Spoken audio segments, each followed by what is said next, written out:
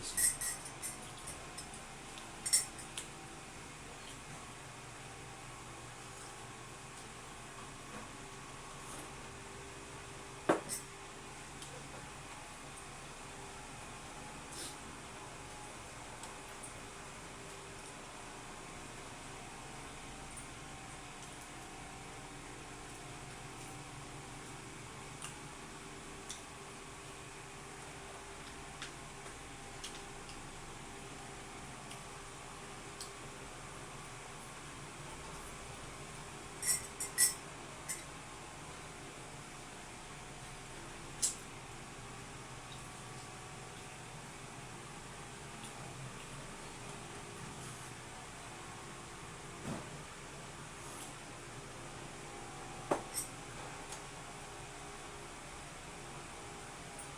Tuyo. Ulam tuyo.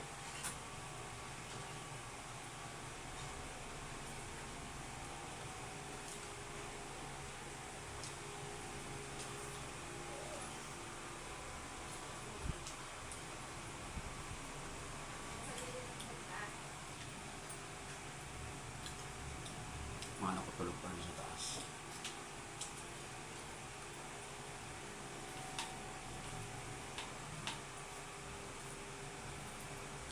Ito nagigising kasi maingay. Pag gising sila tapos di sila nagdalaw, maingay. Ako ang nag-iingay.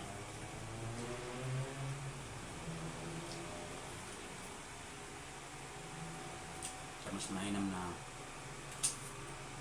sarili lang.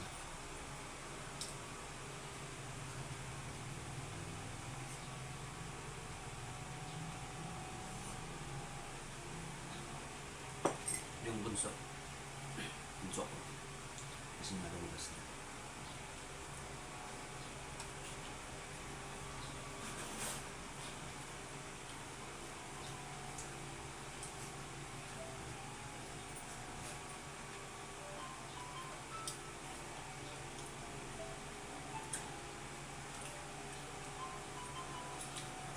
Ay, ito kabuli.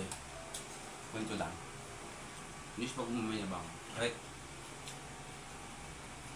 Tapos mga kami sa pera. Pero natural lang sa atin na gusto kumain ng mga karne. Pero kung ako talaga tatanong, mas gustuin ko pa yung gantong ulam.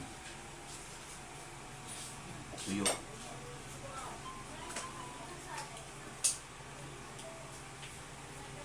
Saan ka galing na?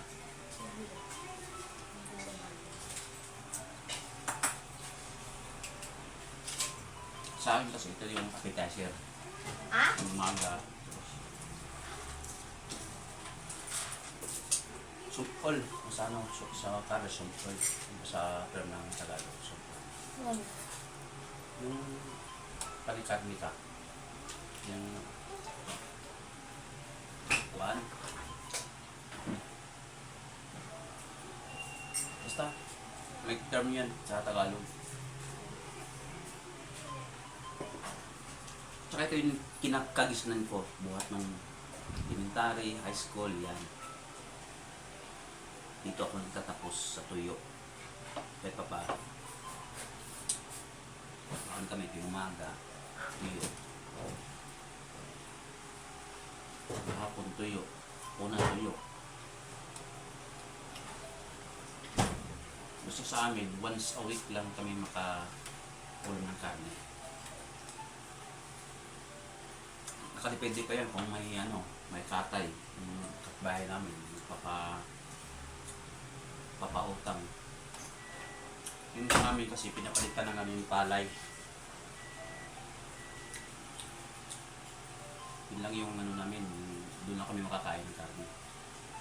Pero nga naman, isda. Pagka may market day, gano'n. Pero ito, di ko pagpapalit.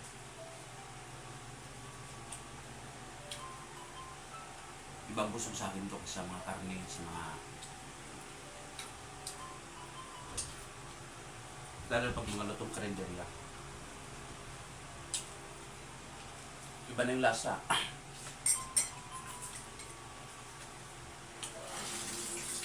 Parang puro lang magic sarap.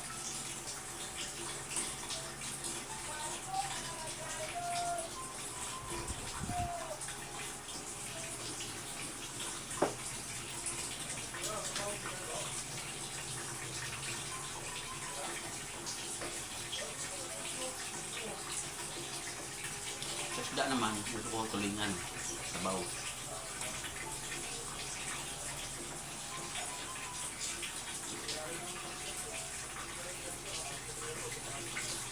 Kasi nung napunta ko sa ano,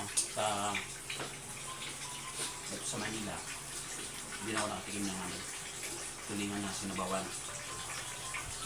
Kasi, hindi ko alam kung malayo kasi yung biyahe. Malayo pang pinanggalingan ng isda. Bibiyahe pa, minsan yung sa Mindoro galing, yung banyo sa Batangas. So, di mo masabing sariwa pagdating dito.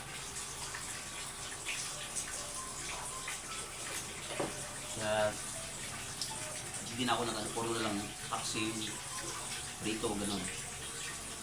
Sa mga tilapia naman, talagang halos dito yung bahay na sariwa yung gusto. Nakalagay pa sa amin sa laking batya na may para may oxygen.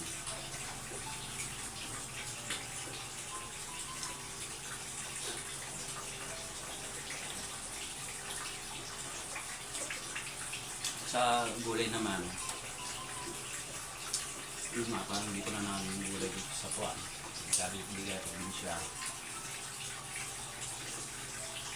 Dito kasi, tatamarin ka ng luto kasi bawat galaw mo bigay. Yan.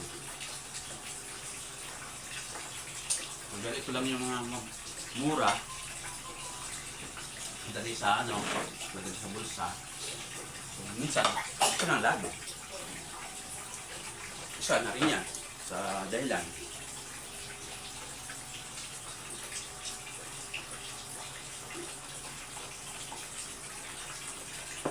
So yun muna guys, kain muna.